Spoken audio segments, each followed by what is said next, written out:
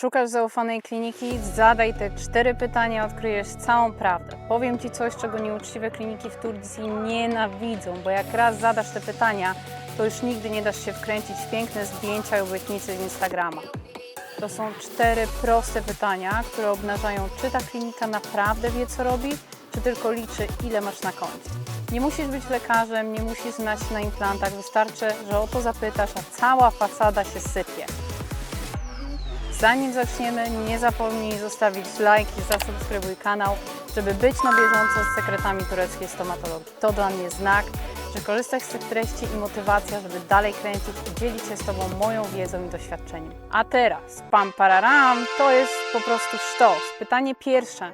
Czy mogę mieć implanty i docelowe korony w trakcie jednej wizyty? Jeśli klinika odpowie oczywiście, wszystko zrobimy od razu, to po prostu uciekaj. Z medycznego punktu widzenia to po prostu błąd. Po wszczepieniu implantu Twoja kość potrzebuje minimum 3 miesięcy, by się z nim zrosnąć. Ale to nie wszystko. W tym czasie układa się też dziąsło. Jeśli od razu założysz koronę docelową, to jest duże ryzyko, że po kilku miesiącach korona stanie się po prostu nieszczelna. A to oznacza nagłówki w brukowcach, bakterie, zapalenia, dyskomfort, poprawki za własne pieniądze. Profesjonalna klinika powie: najpierw implant, tymczasowa korona, gojenie, a dopiero później praca docelowa, czyli po prostu 2 wizyty. To jest mus. To jest różnica pomiędzy leczeniem a sprzedażą. Kolejne pytanie. Czy oferujecie konsultacje online z osobą z zespołu medycznego, zanim podejmę decyzję? To pytanie daje Ci wszystko, czego nie pokażą zdjęcia, bo jeśli chodzi o kontakt, o to, jak rozmawia z Tobą osoba, która ma przeprowadzić leczenie, czy tłumaczy spokojnie, konkretnie, czy odpowiada na Twoje pytania, czy raczej je omija. I najważniejsze, czy czujesz się przy niej komfortowo, bo możesz trafić na świetnego specjalistę, ale jeśli jest zimny i arogancki, to nie będziesz się czuć bezpiecznie, a to wpływa na cały proces leczenia. Dobra klinika da Ci dostęp do lekarza lub członka zespołu przed podjęciem decyzji, zła powie, że wszystkiego dowiesz się na miejscu i już wiesz, z kim naprawdę rozmawiasz. Kolejne pytanie, co w przypadku komplikacji po zabiegu? Jak wygląda gwarancja i poprawki? Czyli nie pytasz o idealne leczenie, pytasz, co się stanie, jeśli coś pójdzie nie tak. I zaufana klinika powie: jeśli pojawi się problem, jesteśmy w kontakcie, zrobimy diagnostykę, konsultację, jeśli trzeba, zaprosimy na poprawkę.